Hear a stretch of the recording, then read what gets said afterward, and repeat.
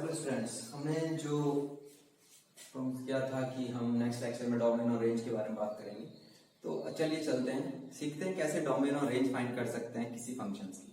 तो हम पहले डोमेन के बारे में बात करेंगे, रेंज उसके बाद बताऊंगा। तो पहले एक दो फंक्शन में हम डोमेन के बारे में बात करेंगे। तो एग्जैक्टली डोमेन क्या होता है? डोमेन इज द डेफिनेशन, ठीक है, डीओडी जिसको शॉर्ट में बोलते हैं, ठीक है। डोमेन का मतलब है कि एक ऐसा set in which function is defined, ठीक है। नंबर्स का एक ऐसा सेट जिसमें कि वो डिफाइन हो जाए, ठीक है, तो वो क्या होता है? डोमेन होता है। अगर इस फंक्शन की बात करें, इस फंक्शन की, ठीक है, अभी मैं जनरल बात कर रहा हूं, उसके बाद में एक छोटी सी बात बताऊंगा मेन। देखो, फंक्शन है 1/x+3। ये फंक्शन अनडिफाइन हो जाएगा जब x+3 की वैल्यू क्या हो जाएगी? 0। x+3 = 0 हो जाएगा तो फंक्शन हो जाएगा 1/0, फंक्शन हो जाएगा अनडिफाइन। इसका मतलब for function to be defined, function को डिफाइन होने के लिए क्या जरूरी है? ठीक है, टू डिफाइन द फंक्शन कि x+3 0 नहीं होना चाहिए, x+3 0 नहीं होना चाहिए। इसका मतलब x नॉट इक्वल टू -3, कि x -3 के इक्वल नहीं होना चाहिए। बाकी कुछ भी हो, x क्या नहीं होना चाहिए? -3 के इक्वल नहीं होना चाहिए, बाकी वो कुछ भी हो सकता है। इसका मतलब अगर total set of real number में से अगर हम माइनस कर दें इस -3 को, तो ये इसका डोमेन बन जाएगा। इसका मतलब इसमें ये फंक्शन डिफाइन हो जाएगा, ठीक है। यही इसका क्या हो जाएगा? डोमेन हो जाएगा। क्लियर है इतनी बात? कोई प्रॉब्लम इसमें नहीं है ना? तो डोमेन का मतलब समझ में आ गया। डोमेन मतलब x की वो वैल्यूज, एक सीधी सी भाषा में समझो, डोमेन का मतलब है x की वो वैल्यूज जिसमें कोई फंक्शन डिफाइन होता है, उसे बोलते हैं डोमेन, ठीक है। यहां डोमेन फाइंड करना है, मतलब कि आपको x की वो वैल्यूज निकालनी है जहां ये फंक्शन डिफाइन होता हो। और डिफाइन तब होगा जब डिनोमिनेटर इसका 0 नहीं होगा। अगर डिनोमिनेटर 0 हो गया, अगर डिनोमिनेटर 0 हो गया तो फंक्शन अनडिफाइन हो जाएगा। डोमेन निकालना सबसे इजी है। क्यों? क्योंकि हमें सिर्फ वो वैल्यूज चाहिए होती हैं जहां की फंक्शन का डिनोमिनेटर 0 नहीं हो रहा हो, ठीक है। x की वो वैल्यूज जहां डिनोमिनेटर 0 ना हो, वो होता है फंक्शन का डोमेन, ठीक है। मेन बात ये हो गई। ये तब है जब फंक्शन में अंडर रूट नहीं है। क्लियर? अगर किसी वजह से अंडर रूट आ जाता है तो हमें दो चीजें देखनी है। अंडर रूट में एक तो निगेटिव साइन नहीं आना चाहिए। क्लियर है? तो ऐसा हम एक क्वेश्चन लेंगे जरूर। अभी पहले एक सिंपल सा एक क्वेश्चन और मैं लिख लेता हूं, इनकी रेंज के बारे में बात करेंगे। fx, अभी मैं सिर्फ डोमेन की बात कर रहा हूं। अभी हम सिर्फ किसकी बात कर रहे हैं? डोमेन की बात कर रहे हैं। नेक्स्ट क्वेश्चन है x-3/x-5, और इसका आपको क्या फाइंड करना है? आपको इसका डोमेन फाइंड करना है। तो अगर देखें तो फंक्शन इज डिफाइंड, फंक्शन कुछ भी वैल्यू रखो, डिफाइन का मतलब है, देखो इसमें कंफ्यूजन नहीं रखना है बिल्कुल भी, एक सीधा सा कॉन्सेप्ट है। डिनोमिनेटर 0 नहीं होना चाहिए, डिनोमिनेटर 0 नहीं होना चाहिए, और अंडर रूट के अंदर निगेटिव साइन नहीं आना चाहिए। बाकी जो होगा नंबर्स का सेट वो उसका डोमेन हो जाएगा, ठीक है। तो यहाँ अभी तो अंडर रूट तो है ही, इसके बारे में बात कर रहे हैं। यहाँ हमने क्या निकाला? ये कहाँ 0 हो रहा था? x = -3 पर, तो हमने उसको बाहर कर दिया, ठीक है। बाकी हर वैल्यू पे ये नॉन जीरो होगा। यहाँ fx is defined when x-5 is not equal to 0। जब ये टर्म इसकी नॉन जीरो हो जाएगी, ऊपर वाले से तो लेना देना है ही। अगर ऊपर की टर्म 0 हो गई और नीचे की नॉन जीरो टर्म है तो आंसर जीरो आ जाएगा, कोई प्रॉब्लम नहीं, हमें जीरो आ जाए कोई दिक्कत नहीं है, जीरो आ जाए कोई प्रॉब्लम नहीं है, बट अनडिफाइंड नहीं होना चाहिए बस, ठीक है। ये हो जाएगा f(x) is defined when x minus 5 is not equal to 0। इसका मतलब x क्या नहीं होना चाहिए, 5 नहीं होना चाहिए, तो इसका मतलब डोमेन जो हो जाएगा वो पूरा रियल नंबर का सेट हो जाएगा, सेट ऑफ रियल नंबर। मैं जो ऐसे लिखता हूं इसका मतलब है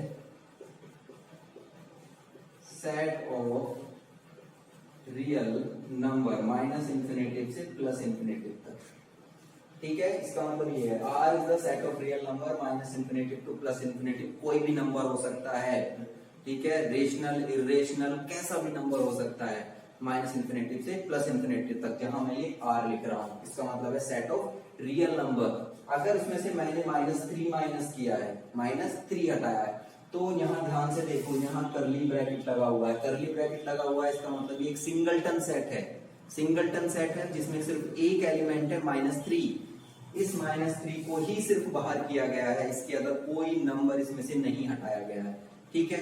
ये बड़ा इंपॉर्टेंट है यहाँ डोमेन और रेंज लिखना, कि आप इंटरवल यूज कर रहे हैं या सेट का साइन यूज कर रहे हैं। सिंगलटन सेट में से एक वैल्यू हटानी है, 2 हटानी है या 4 हटानी है, वो बड़ा इंपॉर्टेंट वैल्यू है, ठीक है।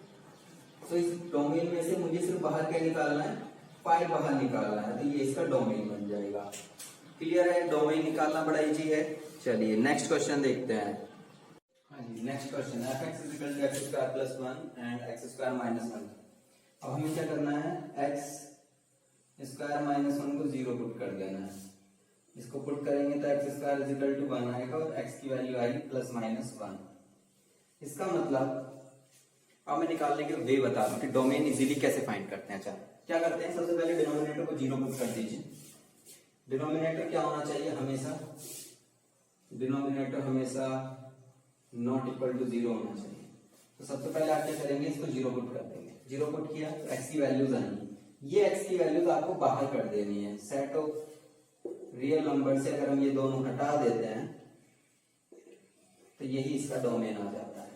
मतलब x की वो वैल्यूज जहां पर कोई फंक्शन का डिनोमिनेटर 0 हो जाता है उसे हम सेट ऑफ रियल नंबर में से माइनस कर देते हैं, तो आपका क्या आ जाता है, डोमेन आ जाता है, ठीक है।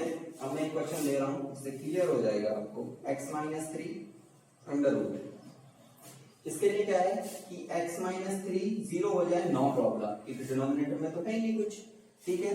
ये क्या होना चाहिए कि x - 3 ग्रेटर देन 0 होना चाहिए, ग्रेटर देन 0 होना चाहिए। इक्वल टू 0 हो जाए उससे कोई प्रॉब्लम नहीं है, तो ग्रेटर देन इक्वल टू 0 इस टाइप से भी लिख सकते हो।